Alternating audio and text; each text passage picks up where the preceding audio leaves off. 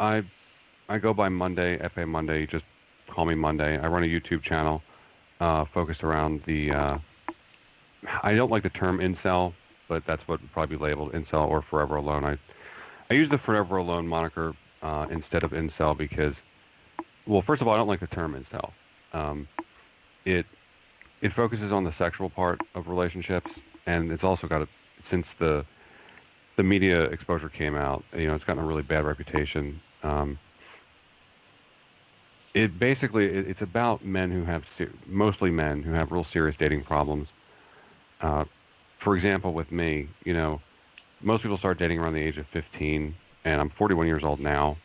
So it's been 26 years since the starting gate of dating happened. But I've only had two girlfriends in that time, and that means over the last, will be like 26 years, only 3 of those years was I not single. So 23 years of being single.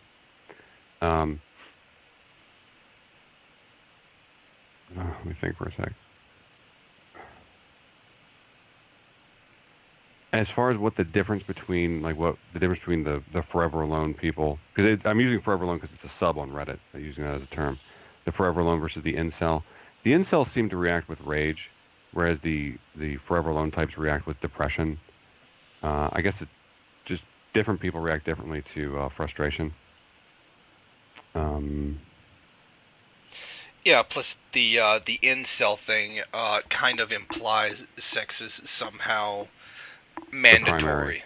Like it's or yeah, mandatory, like they're entitled to it, kind of thing. right, right, Like celibacy is a thing that can happen, not just necessarily something you can choose. Whereas they feel that the celibacy is something that's been forced upon them, which is, that makes the assumption somehow that sex is somehow owed to them or something. right. Yeah, like non-celibacy is the default state instead of not having a relationship being the default state. No, I mean, Um, well, I'll also acknowledge that sex is an integral part of the human experience. yes, It is a manifestation of intimacy. But the thing is, sex is a lot more complicated than that, and it's not something that can just be put into a category like that. It's like human beings need interaction with each other. We are social creatures, no matter what anybody hmm tries to claim, libertarian garbage or what have you. I've been We surprised people trying to claim something else, but go ahead. Yeah, Oh yeah, libertarians try to claim that all the time. Oh no, each man is an economic island unto himself. Blah yeah, blah they're blah. Kind of garbage. But it's the kind of thing where we need it as human beings, but you can't force it. Like, you know what I mean? yeah, yeah. And actually, there was a person I knew who had very similar problems to me, not quite as bad. And when I was discussing it with them, I described the experience of, like I said, most people start dating when they're 15, and I was around 33 when I was having this conversation. I described the experience as being dehumanizing by not having anyone for long periods of time. I mean, I didn't have my first quote unquote real girlfriend until I was 29. I was a few months shy of being a wizard. So, and then the second girlfriend, I think it was around 33 or 34. But yeah, it's very dehumanizing. Basic human intimacy when it's not part of your life, you feel like you're not part of the human community. Yeah, you get to. I mean, I'm fortunate. I was 19, so. But yeah, it makes you feel like there's something wrong with you, like Yeah, that somehow you're defective. absolutely. Yeah. What is it about me that women just turn away from? Why don't they? I mean, that's. I mean, with a lot of incels, there really is a good reason why you wouldn't want to be around them.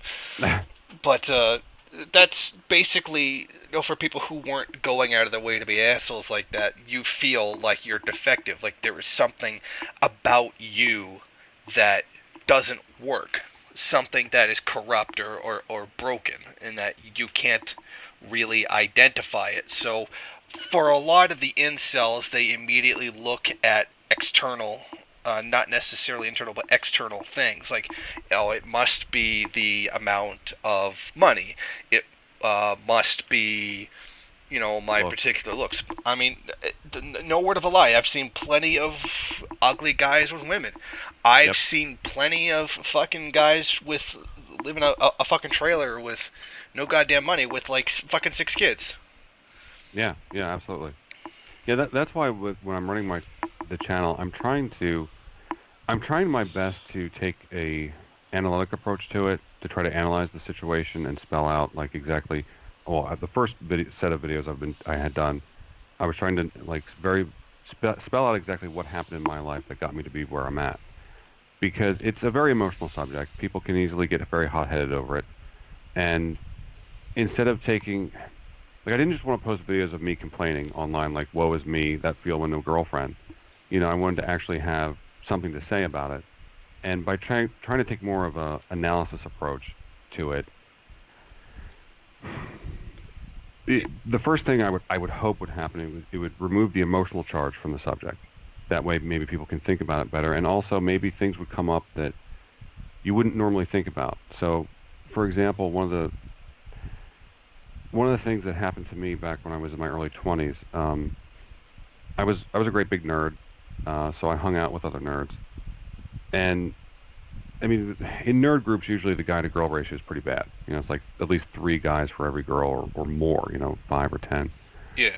But what I realized, one of the things I didn't realize 20 years ago was, like, imagine a group of, say, 20 nerds, okay, and they're all friends and acquaintances with one another, and maybe half the group doesn't have any friends outside of that group of nerds, and the other half has maybe one friend here, one acquaintance there. So in the larger social network, this is an isolated node. You're basically on an island. Where with normal people, they'll go out and they'll meet friends of friends and friends of friends and friends of friends of friends of friends of friends, or they'll go out with coworkers and meet their friends and that kind of thing. But the social group I was in, that really wasn't happening. I mean, new people would come in from time to time, but it wasn't this regular churn of meeting new people, which is why, um, like if I had been able to meet one woman through my social networks per month over the last, what was it, like 26 years, that would have been 312 women that I would have met. If I met two per month through social networks, that would have been 624 women that I never met. And from talking to other FAs, I get the impression this is pretty common among us, where there's like this social networking failure that's happening, where even if you have friends, like, you know, 20 years ago on any given weekend, maybe I go over to someone's house and we're playing video games and watching anime or whatever, and I'm surrounded by people. So superficially, I'm like, well, yeah, I'm social. There's 19 other nerds here, or whatever. Um, but the networking part, where you meet people through other, the hopping through meeting other people, that wasn't happening, and I didn't realize it. I mean, I knew something was wrong, but I could not have spelled out what it was 20 years ago. No, I think that's. I mean, I couldn't have spelled it out 20 years ago either. I wouldn't have known. No, no, that was one of the big problems. Like if I had had, I don't know if I'm jumping too far ahead with this, but I think it's also one of the reasons this is happening is there's been a breakdown in a cultural breakdown in the transmission of knowledge from generation to generation. So, like, if I had had a mentor in my life 20 years ago, they could have sat me down and talked to me. And because of more experience in life, they might have been able to ask me a series of questions to kind of pull it out of me that, oh, hey, you're on an isolated node. Even if there wasn't, even if the mentor couldn't have proposed exactly a fix for it, they could have at least explained what was going on. Because you were right earlier when you said you blame everything on yourself. You're like, I'm broken, I'm deficient, something's horribly wrong with me. And unfortunately, social cultural stereotypes reinforce that. Well, they certainly do. I mean, it's hard to diagnose a problem when you're unable to articulate the problem, or you're unable to even sometimes even realize that there is a problem. Here's a Hmm. good example. I've suffered from depression basically my entire life. You don't enjoy it? No, I'm kidding. Go ahead. No, no, no. I as a teenager did not know that I had depression because Mm, I would have never have known another way to be. right. I He had was with you no that long. I had no frame of reference. Yes, I mean, it exactly. was very clear, looking back on my behavior as a teenager and as a child, it's very clear I was depressed. But there's nothing I wouldn't know. Like you know what I mean? I have no Yeah. frame of reference to tell what's wrong, or that something even is wrong. And I think that this has a big element of that as well. People, how do I put this? Normal social interactions can be very daunting for some people if they have never experienced what they're supposed to be. Yes. I completely agree with you on that. Actually, it was something I was thinking about recently. Because for men in my position, a lot of the normal social interactions that other people get, that they have, we don't have. So we're living in a different social world than other people, and a different social context. So, for example, let me tell you something that happened a long time ago. I was in a drugstore, and I think I was looking for Motrin. I don't remember the exact product, but let's just say it was Motrin. I couldn't find it, and there was another customer nearby, and it was an attractive woman. So I walked over to her and I said, "Hey, do you know where the Motrin is?" And I don't remember what she said, but I was going around the store looking for some other products, and a guy approached me and said, "Did you get the number?" And I said, "The number for what?" And he said, "For that girl that you were hitting on." And I said, "No, I'm looking for the Motrin." And in normal people's social context, a man talking to an attractive woman, may not they might not always interpret it as a romantic overture, but in their social context, guys will do things like, "Hey, pretty lady, where's the Motrin?" as an opener to get her phone number. Whereas, I'm like, "I just have a screaming headache. I need Motrin now before I die." And your social interactions can be misinterpreted very easily. You know what? I'm really gonna have to agree with you on that one. Like, if I okay, how do I explain this? I became really self-conscious after something happened where there was a blow up with an employer, and the police were involved, and Oh, yeah, it's a very long story, so I just want to I'll just get straight to the point. Basically, I said, what are you talking about?" To the police officer, he said, "You can seem threatening to people." I go, "How? mm, Like, what did I do?" And he said, "Well, you're tall, and that can seem threatening to some people." mm, And to me, for someone who's, well, relatively most of my life has always been tall, that's not something that I would have thought about. right. So then it became, well, oh, shit, now I got to be careful all the time, where someone's going to think I'm threatening them just because I'm tall. Hmm. And then it started extending into other things. Like, every time I talk to a woman, it's going to be like, she's going to think I'm hitting on her, call me a creep, and scream rape. Right. I mean, I'm not saying women do that. I'm saying it happens. Or Yeah. they, Well, well, not necessarily scream rape, but they automatically assume that you're hitting on them. right. Yeah. And there's a thing that, well, that's always stuck with me. What the cop said, you look scary because you're Hmm. tall. How tall are you? 6'4". Oh, wow. I'm 5'11" when I'm barefoot. So it was just that I had never perceived myself as scary, and all of a Yeah. sudden here's this thing. What, people will be afraid of you? What? Yeah. My first reaction was, Yeah. "Who the fuck's scared of me?" Yeah. And the thing is, it like with the me in the drugstore, in the larger context of my life, no big deal. I saw that woman once. I saw that man once. Never saw him again. But you were talking about being at work. So when you're in a social situation where there's repeated interactions with the same people, and you're doing things like, I don't know what it was you did that made them concerned, but Oh, the TLDR, I had said the word union just a little bit too loudly, and then all of a uh, sudden, the no, it's fine. accusations of Right. you were making threats came up. Like, You're making it was okay, complete gotcha. bullshit. Right, but if you keep doing things, not you personally, but um, if you're living in this different social world where, for me, the Motrin is really just about the Motrin. It's not about trying to hit on someone or get a phone number. But other people are perceiving it differently. They're perceiving it as me trying to come on to these women, maybe at the office place, maybe at school. You know, they're they're going to perceive you to be someone that you're really not. You know, they might think, "Wow, look at that guy. He's going around and hitting on all those women." And you know, sometimes people will say, you know, just go ask her out, bro. What's the worst thing that could happen? Well, if you're at school, college, I mean, I wouldn't recommend, you know, asking out women at work, but like school and college especially, if you try and fail with women too many times, and how many times is too many, I guess depends on exactly who you're around, how many people are there, you'll get a reputation as being a failure with women. So even if another girl comes along and she kind of likes you, is she really going to want to date the guy who's got the reputation of failure with women? Good point.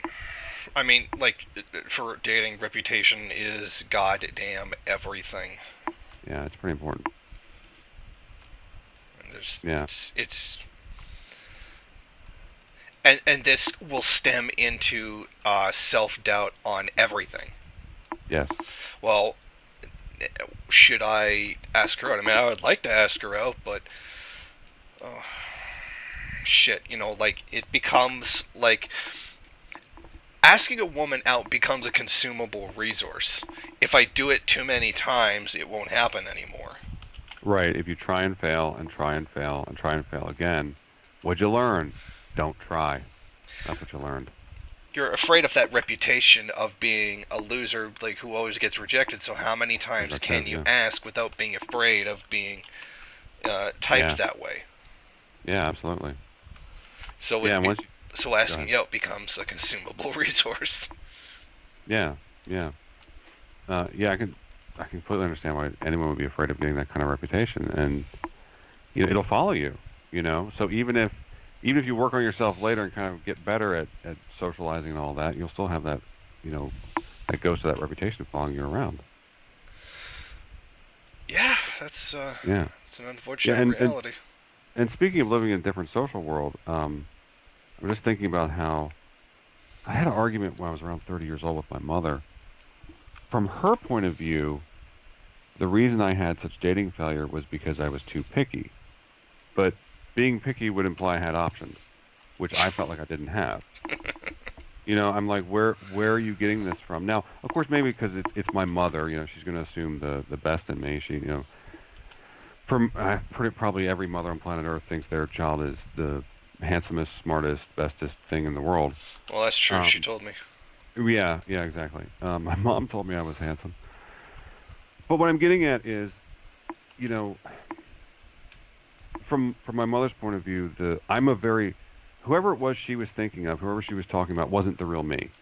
You know, she's got a very different view of who I am, and I think this is part of what happens when you're knocked out of regular socializing, when you're knocked out of the regular social world, is other people will get this very different view of who you are, and then social interaction becomes a lot more difficult.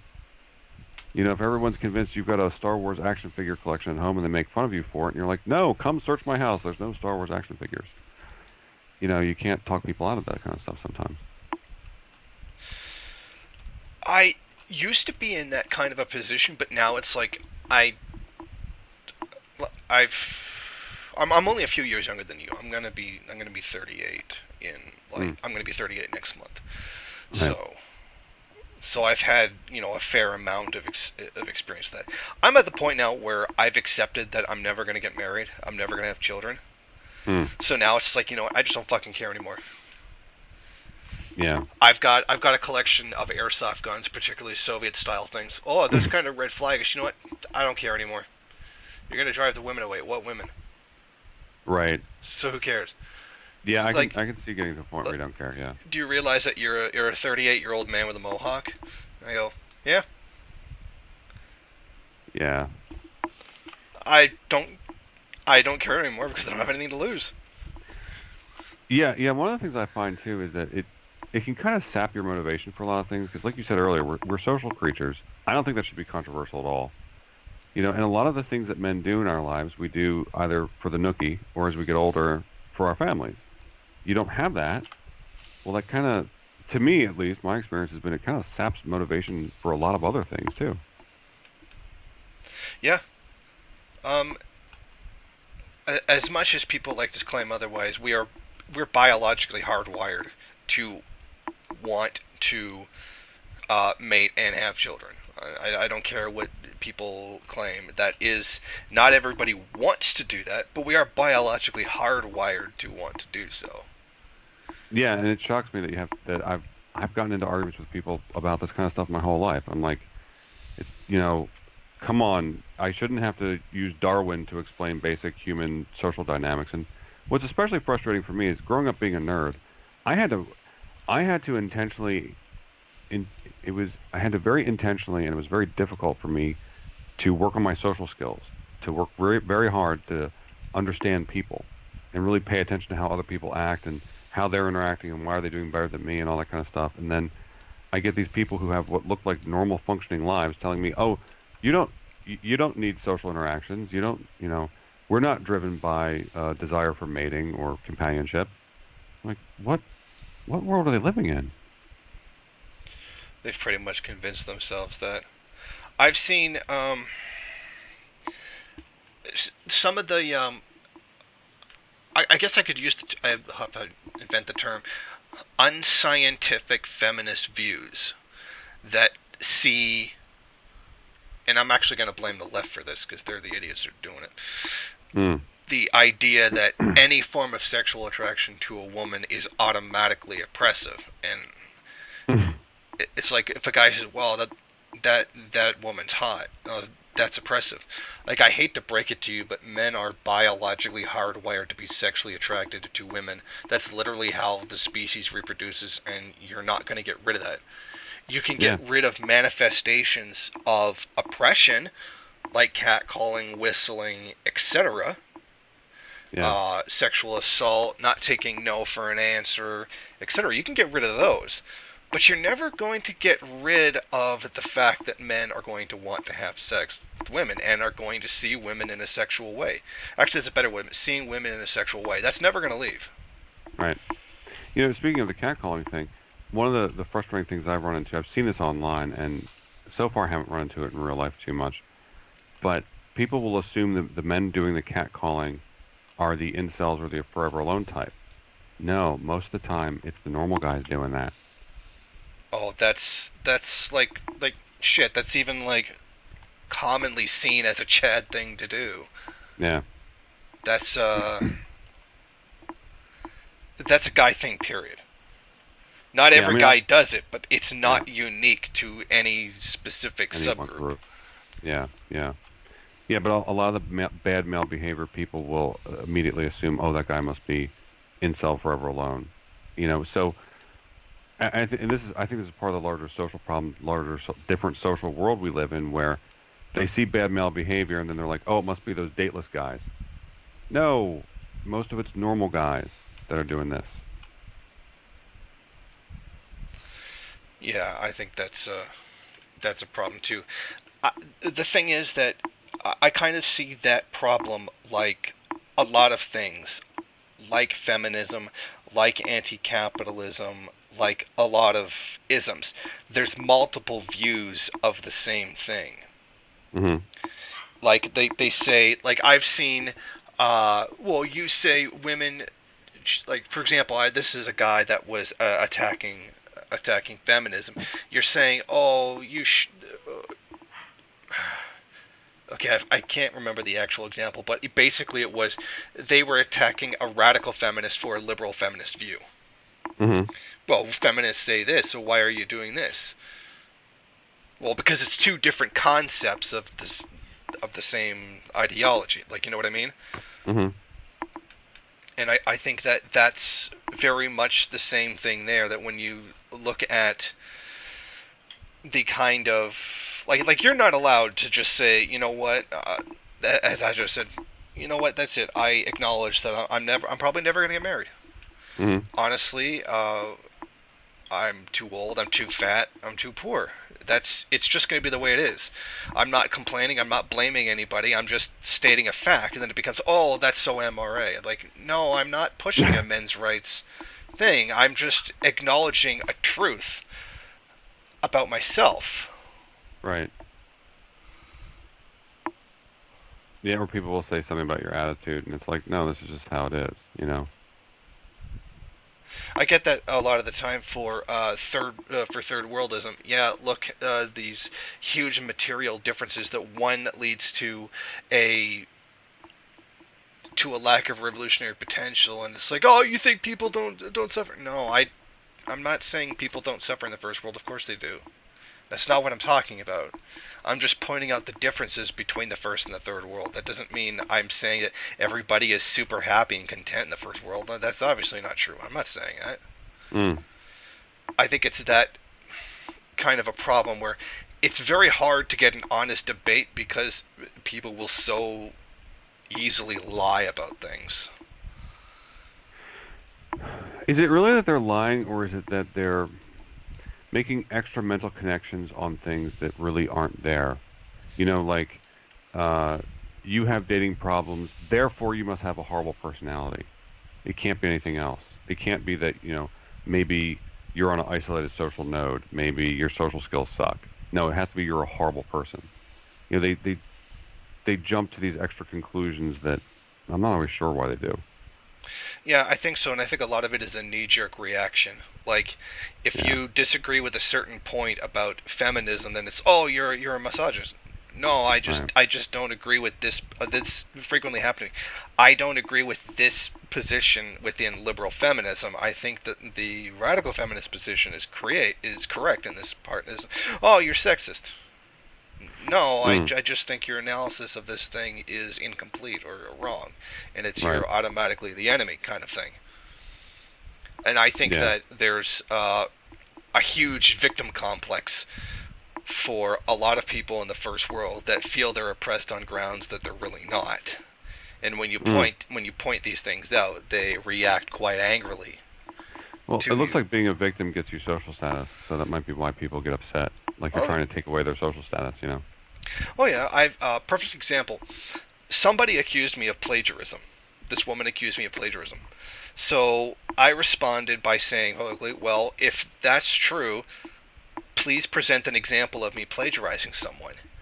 And in addition, if you're against plagiarism, you know, I'd like to point out this thing that you did that was plagiarized from me. Mm. And then her reaction was, why won't anybody help me deal with this harassment? Oh, wow. What harassment? I just asked you to prove the defamatory claim that you just made against me. You just accused me of a crime. You Was back it up. was she one of the social justice types? Yes. I don't know if this is going to get too edgy or not, but I grew up an hour east of DC, and I grew up around their parents. And the apple does not fall far from the tree when it comes to the social justice types. Their parents were not much better 20 years ago. Um, No, you're not saying anything well, I might that's this I might get controversial. edgy on this. I don't know because having lived around them, I think if you really want to understand what's happening with them, you have to ignore their politics and pay more attention to their behavior, like them interpreting what you're doing as harassment. I'm trying to think of how to say this. There's something really weird or wrong or something off about their mental processing of the world. Um, and it seems to start with like earlier how we talked about, human beings are biological creatures driven by this kind of stuff. One of the things I noticed about them was that it seemed like their minds and bodies were disconnected.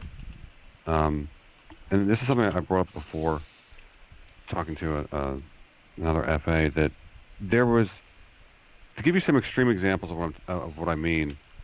There was one woman I knew. She was in her 30s when she said this, but she said that it wasn't until she was in college that she realized men had emotions. Now, I don't know how you get that far in life. And she was being serious, and she wasn't particularly stupid. I don't know how you get that far in life, not realizing that half the species has emotions. Um, there was other girls that would do things like flirt with guys in class, bring them back to the dorm room, cuddle up with them in bed, and then when the guy would make a move, say, "What are you doing? We're just friends." And I knew the older sister of one of these girls, and I said, is your sister just playing games, or is she really this dumb? And the older sister said, no, my little sister's really that dumb. And it's a lot of things. I think it's part of why they fight on the biology part. When you point out like I shouldn't have to use Darwin to explain a lot of human beings' behavior, is that their own minds and bodies, like the the natural intuitions and feelings and everything else that your body should be giving to your brain, it's like that's disconnected um, there for those people. And I it's part of a larger lack of self-awareness on their part. Like why she would say what you were doing was harassment. When she started the problem by claiming that you plagiarized her. She didn't say that I plagiarized her. She Oh, just accused me of being a plagiarist in oh, general. plagiarist. Okay. Right. Yeah, so like they'll start the fight, you'll fight back, and they'll say, "Why are you harassing me?" And they're being serious. Oh yeah, They can't see what they're doing. They don't see their own part in it. It's a bizarre lack of self-awareness on their part. Um, like I'll give another example. Recently, I disagreed with somebody on Twitter over an issue. Then they essentially doxed me, and then when I retaliated against getting doxed, they cried victim. huh.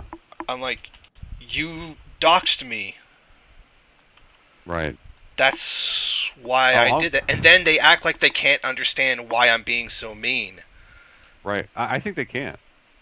I'll give you the craziest example that I run into. There was some feminists I was in an argument with, and I said something like, "We need to repeal the 19th, the voting amendment for women." I was just saying that to be a jerk, and she kicked me in the shin, and she was wearing a very soft shoe, and I'm trying. She kicked me in the shin, and then she said, "Ow, you hurt my foot," and I think she was being serious. She hit me, and she hurt herself in the process. But from her point of view, I hurt her. Like that's how the thought process works in their minds, which is why I said I think something's wrong up in their heads. Yeah, that is a little. Yeah, that I mean, like I can totally believe that.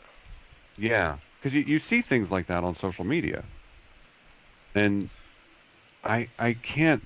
Some of the stuff from growing up around them, I sort of understand on an intellectual level, like I know how they'll act and what they'll do, but I can't really put myself in the headspace of people who think that way.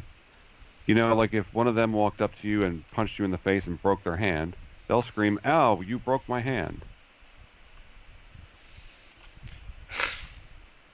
It doesn't the logic doesn't quite make sense. I can't quite figure that logic out as to how that works in their heads.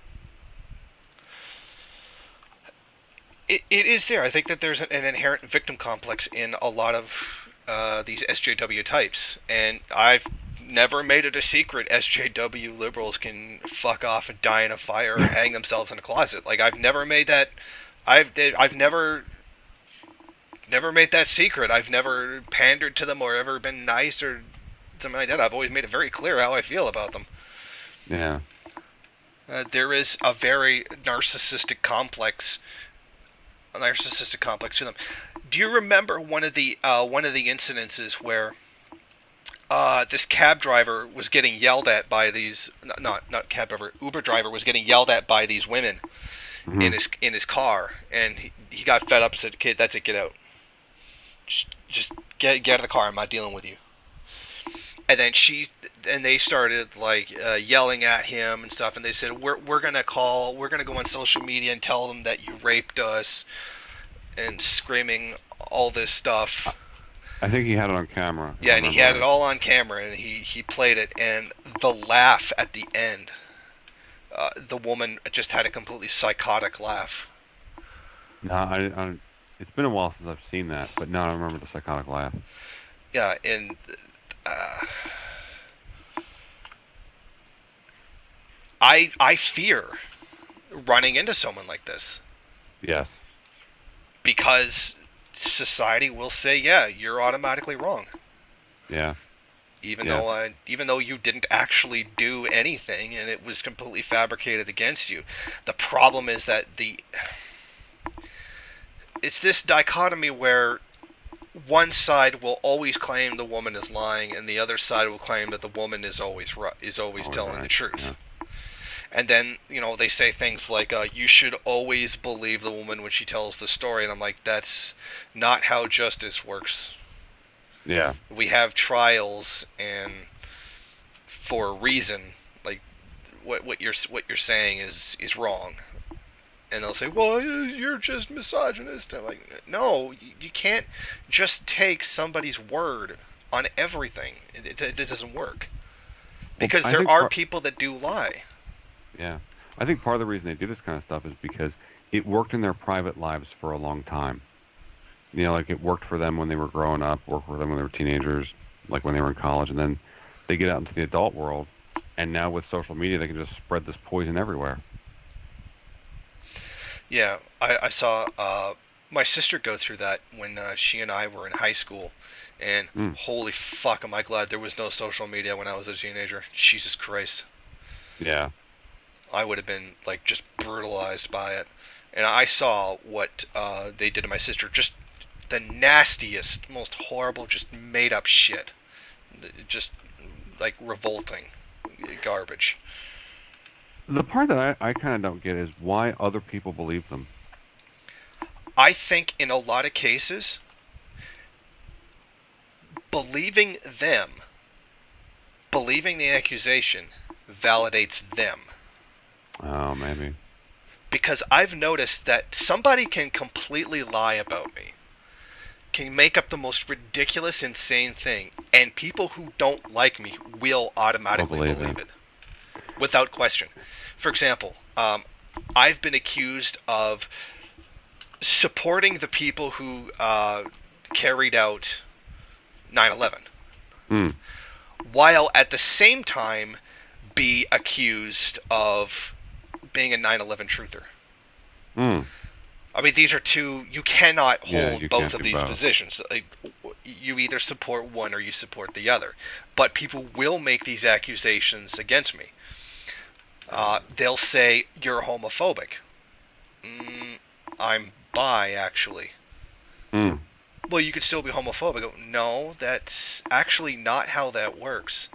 Homophobia is a fear of homosexual activity, mm. but I'm not afraid of it. You remind me of something with the Uber driver of I was back in college and there was a girl who was telling a story. She was one of these social justice well, this would be the parents of the social justice warriors, but she was telling this story about how she was walking home in her neighborhood and a car was following her. And it's been a long time since I heard the story, but at the time I remember the way she described it. It was a car driving slowly up and down her street in her neighborhood, and eventually the car left. And I don't remember her describing the driver or anything like that. And the guy never stopped completely. He was just driving real slow. And she described this as the car following her, or she interpreted it as the car following her.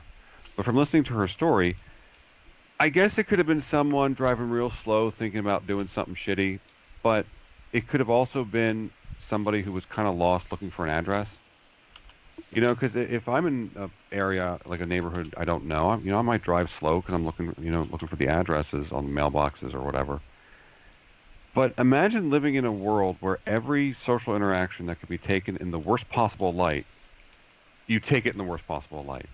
You know, so slowly driving cars are stalking you. The cashier that didn't give you enough change did it on purpose. It wasn't an honest mistake. And that seemed to be part of the world these people live in. Yeah. When I go out and walk, if I'm walking in the same direction as another woman, or I mean, in the same direction as a woman, as Right. a woman is another person, I will deliberately slow down so as not to go near them, because I do walk fast and I've always walked Mm, fast. Well, then I would start passing her. I would start, but then you have to get really close to someone in order to do that, and to then pass them.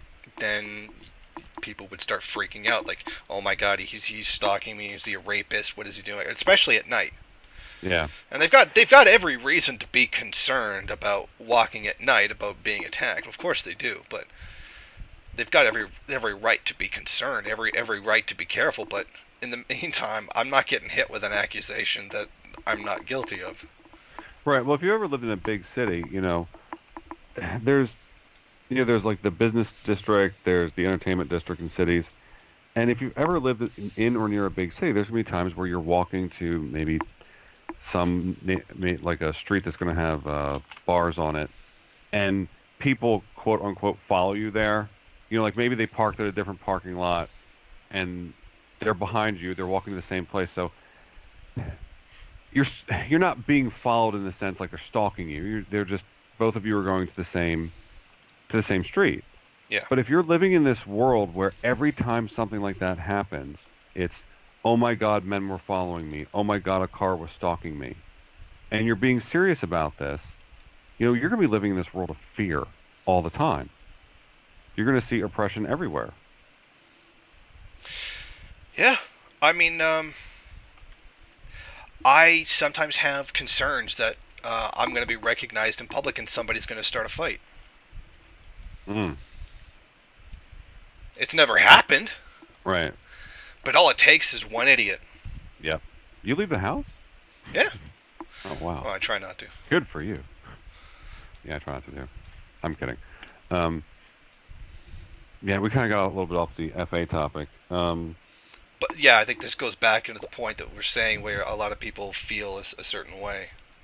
Yeah, but it's also part of the larger social conditions that we've grown up under. And I guess it depends on where you live. Because for me, all the social justice stuff, I saw that 20 years ago. This is the America I'm used to, is people acting this way. And go ahead. Well, unfortunately for me, that I only noticed it in the past 10 years. Really? I was very oblivious. Well, I didn't live in the U.S. Oh, I live in Canada, and I was very oblivious to what was going on around me 20 years ago. I'm hoping that it was just because of where I lived, and that it didn't spread. It has. I'm hoping it's only recently spread everywhere, because if it had been everywhere before, I'm like, why haven't people been fighting back against this? But um, yeah, dear God, growing up around that crap that probably did not help my FA situation, because yeah, it makes you very paranoid. If women are going to say that, a car driving slowly is stalking me or whatever, you become very paranoid with your interactions with women. And I was like that 20 years ago, like working in the office place. Like I was always very cautious, never to comment on how the women looked, never flirt with them, never even say anything that could be interpreted as flirting in the office place, because of any I don't even want to say sexual harassment, but anything inappropriate, you know? Yeah. Yeah, and it doesn't help that there was, like, back when I was in college, to kind of tie this back a bit more to the FA stuff. Um, going through going through middle school, there was no dating. There was no dating in high school. There was no dating in college, and I could make legitimate friends with women. I mean, I don't mean surrogate boyfriend. I mean an actual friend with them. But you know, even sometimes if the girls would flirt back, I would not get a first date or a phone number. I might get a polite no, or like there was an English class I was in where I had I thought I was at least acquaintances with this girl. Like before class, I would talk to her every day. I thought we seemed to be kind of friendly. And then towards the end of the semester, I asked her for her phone number, and in this very contemptuous voice, she said, "What do you have to offer a woman?" And it's like, Whoa. look, yeah, and it was just dripping with contempt. What do you have to offer a woman? And Bitch. you know, yeah, just getting after this long history of not having anything, of being turned down, of if you're going to give me a polite no, okay, that's fine.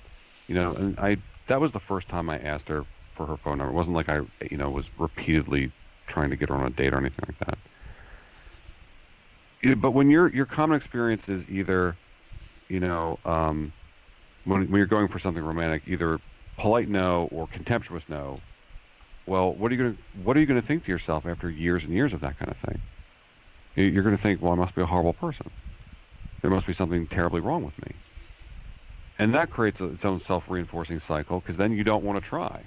You don't want to work on it. Um, And then you end up having a very similar mentality to the SJW that thinks the entire world is all this against them. again. You end up Yeah, having the MRA mentality where everything women ever do is something directed at you personally. yeah, And it's very interesting how the same phenomenon appears in both groups.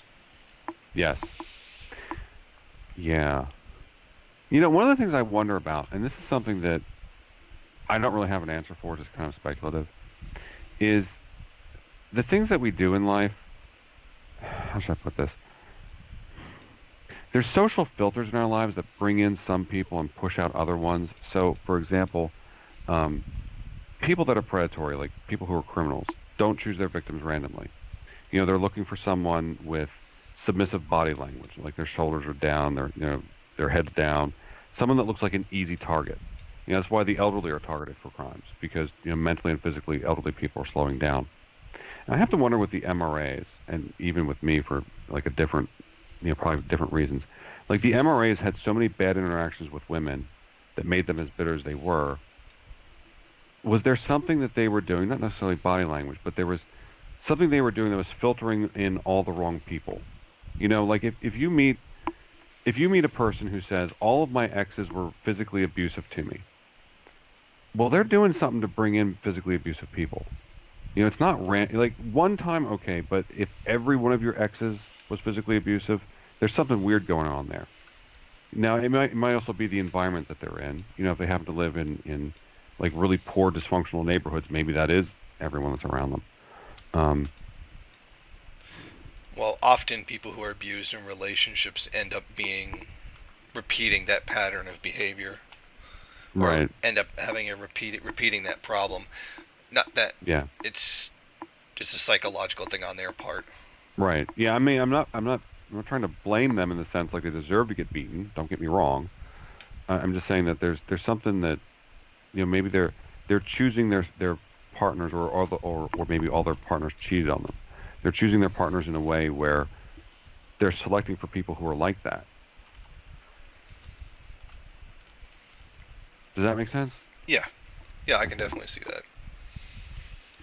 And I have to wonder with the MRAs, you know, did they get to that state because actually it could just be naivete. Like when I was towards the end of high school, I remember there was a girl I was friends with that explained to me that the way she thought of dating was that she was the good girl who kept getting seduced by bad guys, and she didn't say she wrote a romance novel in her head or a movie script in her head, but basically she did. And that, in her romance novel, the boyfriend would do this, the parents would do that, and the various friends in her life were characters in this novel. There was the shoulder to cry on, the guy to cheat with, and et cetera, et cetera. And I just never ever thought of life that way. I never thought of my life as being a movie or being a novel. And me being young and naive, if she could have steamrolled me with this because it would have never occurred to me that someone else thought so differently. She could have easily, maybe not her specifically because she wanted bad boys, but realizing how differently other people can think it was helpful. But I was naive enough that someone could have taken advantage of me at the time because I thought people wanted honest relationships, and here she's playing games.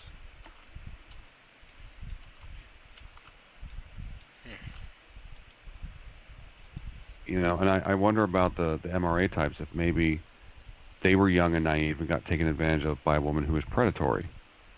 A woman who picked up on how naive they were and then said, okay, I'm going to get this guy because he's an easy target. He's an easy mark or something. I mean, I don't know.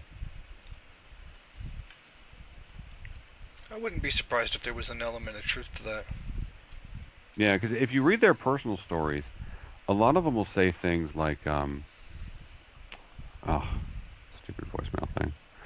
A lot of them will say things like maybe I was married to a woman for 10 years and then one day she just up and left out of nowhere. I never saw it coming. Well, if you get to understand people and how they work, a lot of times you can see it coming. You can kind of figure it out, Yeah. which is why I suggested maybe naivete or something with, I mean, I don't know. I'm not trying to bust on MRAs. Don't get me wrong. Or MGTOW guys. Is that how you say it? MGTOW? Yeah. MGTOW? MGTOW, MGTOW.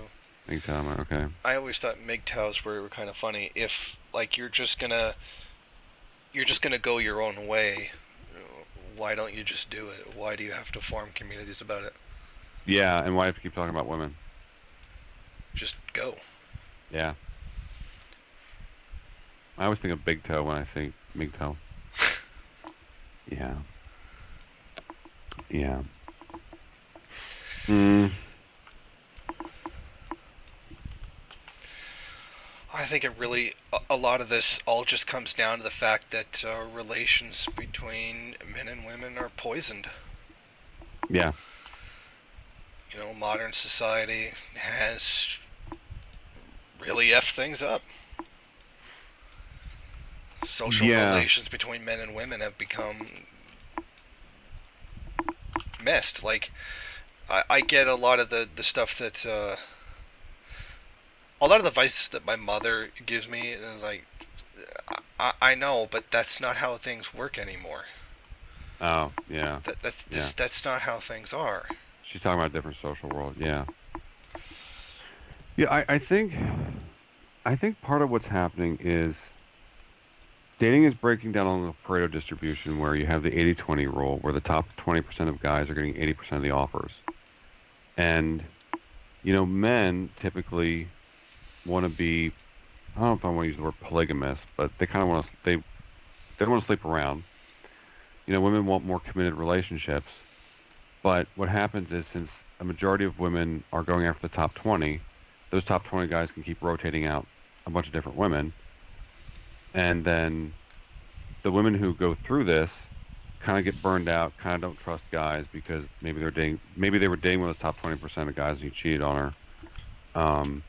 So they end up, so men and women, and then these women hit 30 and they're kind of cynical. So they look at the bottom 80% of guys and say, well, I guess I'll have to settle with one of them. And those guys get treated like crap, in part because maybe the woman's trying to, even if it's unconscious, she's trying to get revenge for all those guys that broke her heart in the past. And you do that for a couple generations, and men and women come to not trust one another. Does that make sense? It makes sense, but I would argue that it's more on a commodities level. Okay. Uh, I'm a Marxist. I'm going to take a materialist class point of view.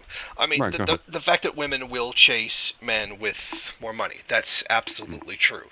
Yeah. And anybody who says different is a liar. And I will call them a liar right to their face. I'm not saying all women are money grubbing whores or something like that. I'm not saying that at all. But I'm saying a well off man will always have more options than a man who is not as well off. I mean, come on, that's really obvious. Yeah. And it's not anything controversial to say. It's true. Because of the social power that comes from money, from their ability to draw value from society to their own for their own needs, desires, what have you. I mean, Hmm. if you come into a society where the amount of money you have determines your standard of living, your appeal in society, a measure of your so-called success. So I imagine a lot of rich people really were not successful. I mean, like Donald Trump, for example, was a big fuck up, but has billions of dollars. Right. If society places a value on this, which you could not claim capitalism doesn't, Hmm. that is naturally going to happen, and that's socially conditioned. Hmm. So I'd say a lot of that, and that truth can build resentment. Oh, the Stacys always chase the Chads with the money. Hmm. Well, that's because we have a society based where that's a value, Right. and Yeah, and that's society can magnify it or play it down. now they can play it down, but it really doesn't work. No, they won't. Yeah. For I think well. example, I have a friend who's disabled, Mm. and he found a study that showed that 75% of women said that they would not date a man with a disability. Mm. And I mean, exactly how fair is that? I mean, it's not like, well, you didn't want to work to be a success, whatever. A disability is not something that's chosen. Right. I mean, that's the reality. Yeah. Because the system devalues people like that. and that is reflected in the attitudes of people. Oh, disabled people are a pain in the ass. They're a waste of time. We need to just get them out of the way so that society can function. I don't want a lot of people. I feel uncomfortable around somebody in a wheelchair. I just like to go somewhere where you're not going to see that kind of thing, and that's reflected in human relations. Yeah, it is. And it's completely socially constructed. Yeah, there was an article I read. Actually, there's a couple articles online you can find about people who, you know, these are married people with kids, where like one of their children dies, and then all their friends disappear because, you know, to their friends, the looking at this other person's child dying was too hard emotionally on them, so they can't be there for their friend. And it's like, what? You know, shouldn't you be? Isn't that the time to be there for someone? And I'm thinking about the same thing with the wheelchair. It's too emotionally hard on me to look at this person in a wheelchair, so I'm going to stay away from them. That's definitely an attitude. Yeah, I mean, it's unfair. The person is seen as a drag, to use a term. They're not fun to be around, right. so they just don't want to deal with them. Like you don't know what a friendship is. Yeah, well, having grown up around the middle class, one of the things I noticed is that the three primary things that seem to be pushing them is money, social status, and appearances. And so I'm not just talking about looks, but overall appearances. Like, even if your family is dysfunctional, do we appear like we're a happy, functioning family? That's what's more important than if the family's actually happy together. I've seen a lot of that. Yeah, yeah. A lot of just keeping up appearances for things is more important than, we all hate each other behind the scenes, but we'll smile in the photos and look good for Instagram. And that kind of shit has, I, ooh, I don't, I react pretty badly to that. I don't like that at all. It's like, fix your shit. Ow. But I think it's also part of the larger, and it's something I've seen too. People thinking of themselves and others as products to be bought and sold. Commodification. Right. Commodification of people. Some of the relationships I saw, you would think two CEOs were forming a merger instead of two human beings interacting with one another. That's the basis of a marriage contract is property ownership. Mm, You know, did we sign a prenup? And if we separate, I get half the stuff, or you get half the stuff, or what's to be done with property? And that's the biggest issue with a divorce is ownership of property. a property. Yeah. Is someone your family dies, depending on how the social status of your family is who gets what, Right. and I was I, that's. Sorry, go ahead. I was I was thinking about even more just day to day things like like my husband will score so many points if depending on what kind of stuff he gets me for Valentine's Day, or my boyfriend better get me X, Y, and Z things for my birthday, or I'll be mad at him. I need jewelry and chocolate, and like it's a very, and yeah, I'm focusing on the woman part, but it's a very materialistic kind of point scoring system. Whereas I think of it as, if it's someone's birthday and I care about them, I want to get them a present they're going to like. I'm not thinking, okay, I better spend X amount of money on this day, or this person's going to be upset at me. And I don't really understand that mentality. I think it's kind of childish, but it does seem to be part of the larger commodification of people. And I'm sure the dating apps, like with Tinder and Bumble and whatnot, where you're kind of like shopping for a mate, doesn't help. Yeah, but I'd argue Tinder really is just people looking to bang, not really have a relationship. Oh yeah, that too. But yeah, Maybe I should have said okay Cupid or something. I mean that's one of the things I've noticed. So we're roughly the same age. So you Right. would remember when online dating sites started, Yeah. and you remember when dating, like what today is dating online, started as a telephone business. You would record a message and leave it Oh there. And yeah. you remember the old dating tapes? No, I don't remember the tapes, but now that you mentioned the recording, that's been so long, I forgot about that until you said it. And it used to be done like this is our dating service, and you would record a quick message on VHS. Oh, that type of tape. Okay, I thought you Yeah. meant cassette tape. Yeah, like a VHS. Do you remember we saw the old commercials for Yeah, stuff? yeah, Oh, this is really showing how old we are, yeah, and yeah. and I remember how what you're talking. and Yeah. how much that's changed. That went from it's this thing that people who were having difficulty making connections did to now this is a multi-billion-dollar business that everybody Everyone does. does.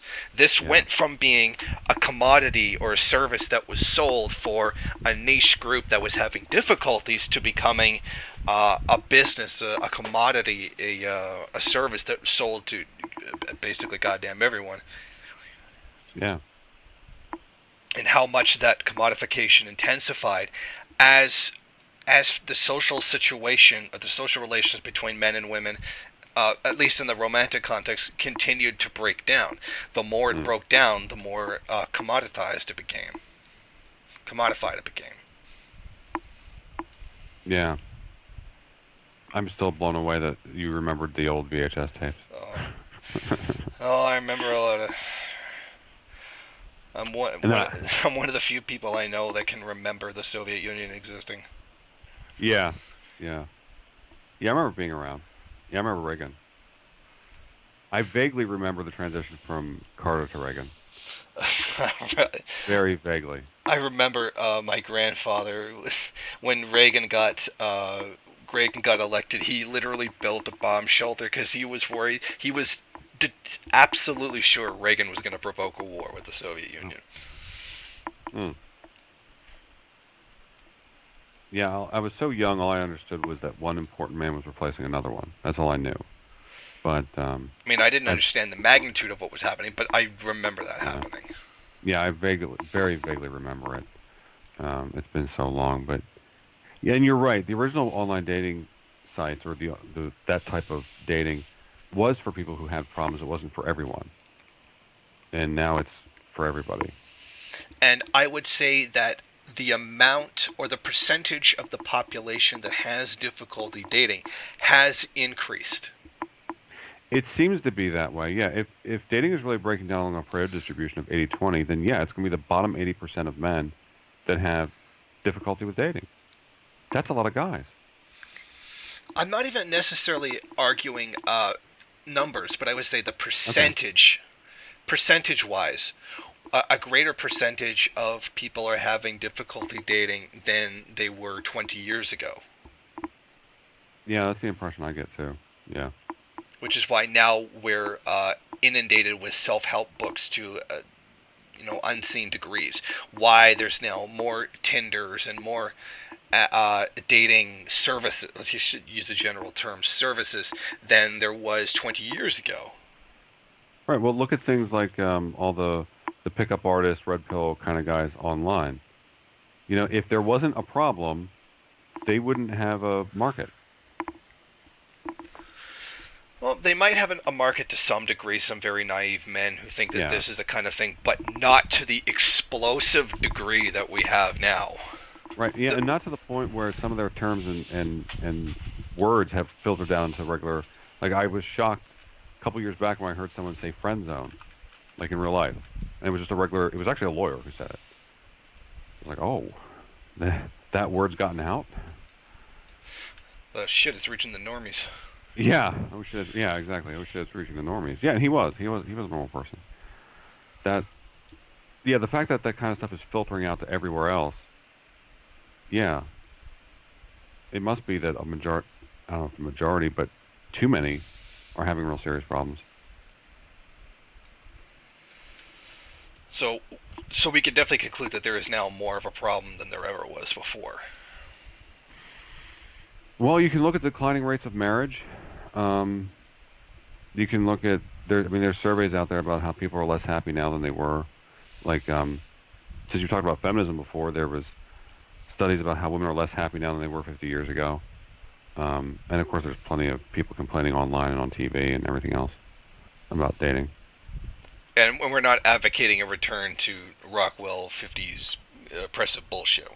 We're not Do you, advocating that. We're just merely stating statistics of how people feel. right. Yeah. You don't want enforced monogamy at gunpoint? What? Fuck that. I'd like to enforce a couple things at gunpoint, but monogamy is not one of them. Oh, very good. I don't think it would work anyway. You need GPS drones and trackers. Ugh. Give it Uh, time. yeah. Yeah. Didn't you Really. see *Handmaid's Tale*? I saw the first episode. I thought it was kind of boring. I saw one episode. It's like, oh, this could be really good, but I couldn't really get into it. Like, it seemed very good. It seemed very well done. It was entertaining, but I just couldn't get into it. You know what I mean? Yeah, I thought the production values were really good too, and I was expecting something like um, 1984 meets the dating world. Um, but like I said, I watched the first episode and I was like, whatever. Yeah. I kind of felt the same way about The Walking Dead. Like, I watched like a couple episodes of the first season, but I could never really get into it. Yeah, same. Yeah, like I think if I remember with The Walking Dead, I enjoyed the first several episodes, or actually even maybe the whole first season. I think the first season was like what 5, 10 episodes at the most, something like that. Could But never then get. second season, I was like, no thanks. It was kind of boring. I just couldn't get it. I couldn't keep up with it, you know. I think that's we're now reduced to probably the most important question and the most difficult one. Mm. What do we do about it? What do we do about the Walking Dead? You gotta shoot him in the head, man. Oh, no, no. I No. Oh, the FA stuff. Oh, yeah. That's part of what I'm trying to do with my channel by analyzing it in annoying detail is if you can figure out exactly what's precisely wrong, then at least you could start maybe working towards solutions. Now, I can't fix what happened to me 20 years ago, obviously.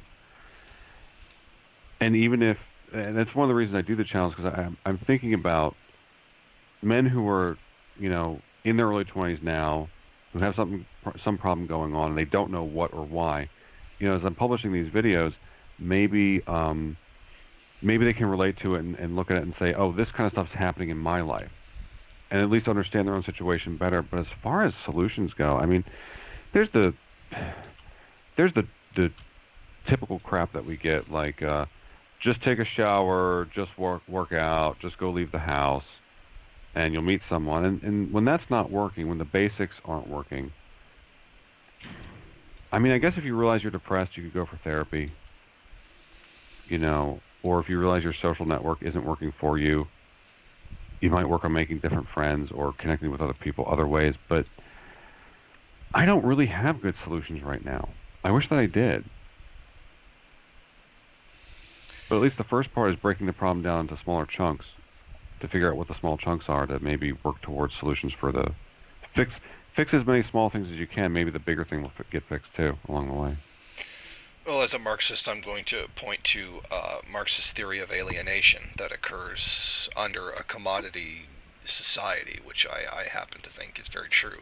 As we Mm, become alienated from our labor, we become alienated from each other.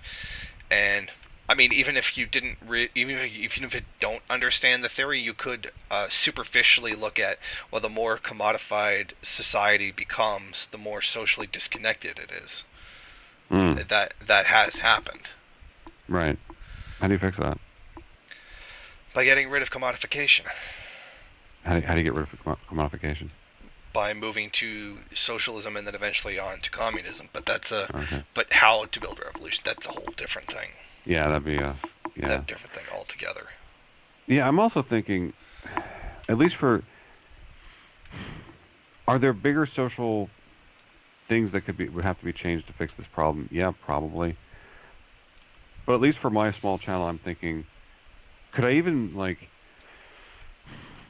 even if we could make a few people's lives better, it'd be a little bit better than the world was before. If someone can watch my videos and relate to them and say, okay, this is what's going on in my life, and someone figures out how to fix it in their own life, and then escape this problem, that'd be great. Yeah, I feel the same way too. Like, I'm never gonna be a huge revolutionary. I don't run around calling myself Che Guevara or comparing myself to Che Guevara or anything. The best and the only thing that I've ever really tried to do was raise awareness, and Yeah, that's all I can do at this point. And frankly, probably in my lifetime, that's all I'll ever be able to do. right. Is just make people aware of the problem and see what needs to be done, and then it's up to people as a whole to do something about To it. do something about it. Yeah, yeah, because it doesn't. And for the stuff that I've been working on, even if I try to make it normie friendly. You know, I'm trying to make it so that if a normal person, like let's say, I don't know, a parent out there somewhere has a kid who's not dating and there's something wrong, if they can watch some of my videos and the parent can kind of figure out, oh, okay, uh, this is some of the stuff going on in my child's life, maybe the parent would know how to fix it, or a older relative or older friend or something. Um, because yeah, besides the raising awareness and trying to spell out what exactly is wrong, I mean, it's not like I'm going to start the Department of Forever Alone, run by the federal government or anything. Although I'd be interested to see how that would work. Yeah, I have no idea how either. Have you? You said you've had long-term dating problems too. Have you found any good solutions for them? Nope. Oh, okay. The relationships I. Shit. Yeah, sorry, man. Just the I have found myself in relationships, not many, maybe a handful in my Right. entire life, That's better than me. I only got two. and it's sort of just. I hate to use the cliche, but it's just sort of happened. Yes, that's what happened both times for me as well. Was I met the person and things flowed very naturally. It I mean, I was putting effort in, don't get me wrong, but it felt like I wasn't putting effort in, especially compared to the past where I felt like pulling teeth. Got the phone number, got the first date, things went forward, we stayed together for a while. And the second time it happened to me is when I thought to myself, normal people must be experiencing this from the time that they're in high school or college.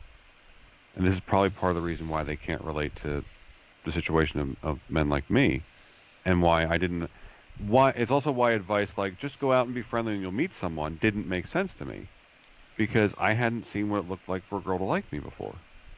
I never had that experience of mutual attraction before where you like someone they like you back. Because when the girl likes you back, she wants you to get the phone number. She wants you to get that first date. She wants you to win, basically. Um, I've never understand then why don't you just offer your number to them? Like if the woman is interested, just offer the number. Like why wait for the guy to do it if you're interested? Just go. I don't know. You have to ask them on that one. I think that one's also socially constructed too. Oh, you don't give the number because you don't want to look too eager. You have to wait Right. for them to ask. Yeah. But yeah, you said that your relationships just happened, and yeah, that's how mine was too. And I can't imagine living in a world where, from the time you're in middle school or high school, relationships just happen to you. That must be amazing. That's so alien to my own experience. I can't even imagine what that's like. It just creeps up on you, and you don't even know it's there. Like one day you just wake up and there's a girl next to you in bed. Like, how'd you get here? Oh, you start you're like friends, and then you start spending a lot of time together. You agree on a lot of stuff. You start going out a lot more. Like you go out as friends, and then eventually you reach this point where it's just like, oh shit. Oh, we're a thing. Yeah, the two times it happened for me, it was I actually asked for the phone number or for the first date, so it was upfront like that. It wasn't starting off where you're friendly and then. But is that common for people? Is that how normal people often do it, where they're just friendly at first and then builds up from there? Honestly, I don't know. Ah. See, well, this is one of the things I've been trying to do is trying to compare my own experiences and the common FA experiences with normal people's experiences to like try to figure out what's different. So if we can figure out what's different, what's going wrong, um, like with normal people, like I mentioned earlier, they have the social network where they meet friends through friends, or they meet the friends of their coworkers, and then bounce out like 9 hops on the social network. And that's part of how they part of how they meet partners. And from what I can tell, for the men in this situation and the women too, that part's not happening. Like when I was around 30, I remember being at a gym. We were talking to some gym buddies. We're all standing in a circle, and this one woman went around the circle asking everyone, uh, "Are you dating anybody? Are you looking for someone? What kind of people do you like?" And I walked away from that thinking to myself, "Do people do that? Do people help each other find significant others? I didn't know that." You Um, know, I know that. I mean, I've never done it, but I know that women will be like, "Oh, I should find somebody for my friend." Blah blah blah. right? Even if it's just a passive search, where like in their mind, maybe they meet someone, and some of the stuff I've been told, like one, it was a woman FA who told me that she was at a bar one time and another woman approached her and said, "Hey, are you single?" And she said, "Yeah." And then this woman got on the phone to one of her guy friends and said, "Hey, I'm at this bar and there's 5 single women here. Why don't you come down?" Or there was a normie I was actually talking to behind the scenes one time, and I was told that a lot of times normal people won't intentionally set up things like they might not say, "Hey, Jason, we're all going to the movies this weekend. There's gonna be 3 single women there. Why don't you come along?" They might not make it that intentional, but that kind of stuff will happen sort of unintentionally. Just groups of normal people getting together and they bring their friends of their friends, and it ends up where, they're having this frequent common experience of being in front of single members of the opposite sex or their preferred sex. And that, for men like me and the other FAs, that's not happening. Yeah, it doesn't happen for me either. Mm. I didn't even know that kind of stuff was happening. That's how bad it was for me. I just look at it as, I'm not a ladies' man. Mm.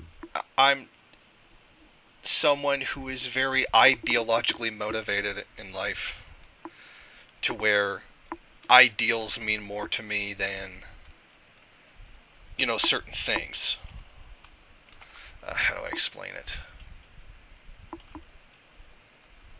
Ideas are more important to me than what most people would find interesting. Like, fuck, I don't know how to put it. Come on, you got 36,000 subscribers. You can't date one of them. No, I'm kidding. I'm Well, a teasing. lot of them are too young. Oh, really? You have young subscribers? Yeah. Oh, That's that's. surprising. I think that's the nature of YouTube in general. Not Oh, particularly unique to me. yeah. But I'm sure there's probably some old people in there somewhere.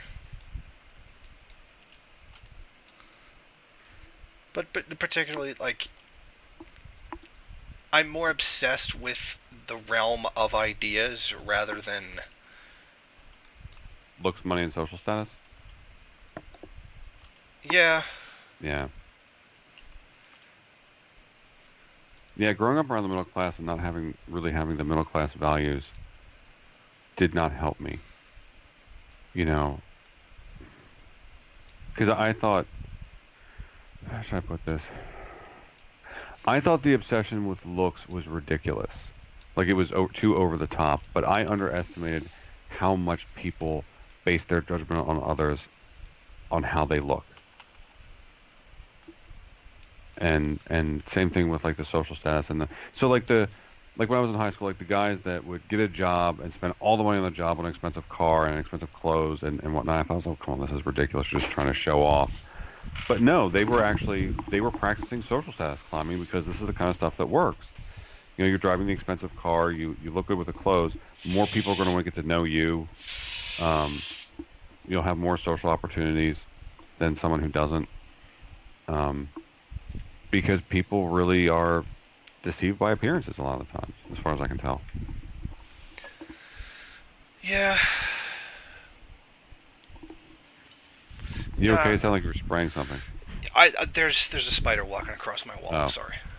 okay. How big is the spider? Doesn't really matter. It's there. Yeah. Yeah. Sorry. I was trying to do that as stealthily as possible. I thought maybe you were. Sorry. I just really fucking hate spiders a lot. Yeah.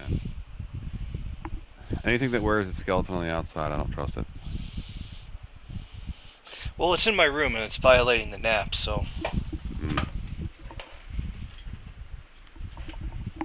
yeah. So sorry about that. Sorry about that distraction. No, that's fine. Well, what about your friends? Did they have normal dating lives? Well, um, one of my friends is married, or is going to be married, and the other seems to be almost deliberately shooting for the wizard status. Oh, my friends had normal dating lives. Most of them are married now, or at least have had long-term relationships. Actually, a disturbing conversation I had when I was 30. I was on the phone with a friend of mine he called me up to let me know he was getting married. And he said, "When are you getting married?" And I said, "Oh, probably never." I just said it as a joke. And then I said to him, "Well, now this is a guy I had known since I was 15 years old or so. Okay, so I was pretty young when I met him. And by this point, we had gone to separate colleges, gone our separate ways, but still stayed in contact. And I said to him, in all the years you've known me, have you ever met someone that you thought would match with me?" I said, I'm not looking for a phone number or a first date. And so this person could be alive, dead, married, in a foreign country. Don't care.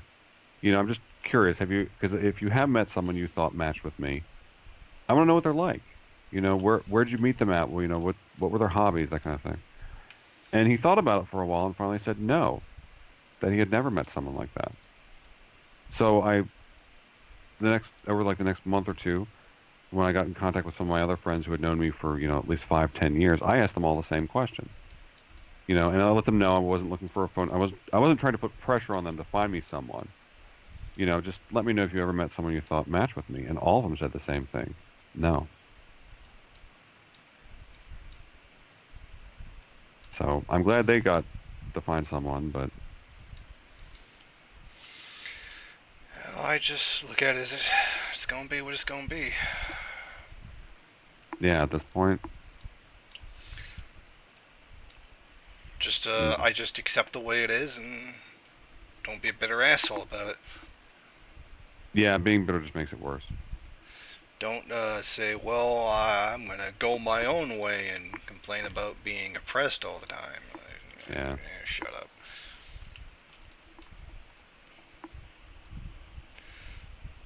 How long have we been going now?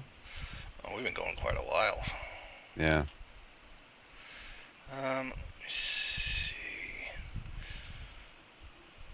It's hard to tell. Looks like an hour, 42 minutes in the call. Oh, so let's say, how long were we talking before? Maybe 20 minutes? Before we started, Yeah, I'm not sure. I would say probably about that. Probably, yeah. You wanna end it here? I mean, we were supposed to stop after half an hour. Yeah, we should take a break. Yeah. Have you watched many of the videos on my channel at all? I've watched a couple. Okay. What'd you think of them? I like them. Okay. All right. Thank you. Yeah, I was watching some of yours. Yeah. Subscribe to Monday's videos, or I'll kill you. I'll put a link to his channel in the description, so you can go decide whether or not you want to live. Yeah. Thank you. Yeah, I'll put a link to your channel in the description for mine too. Okay. Well, it was great talking to you. We should definitely do this again. Yeah, thanks, Jason. All right. Hey, have a good Saturday. See you, everybody. Bye.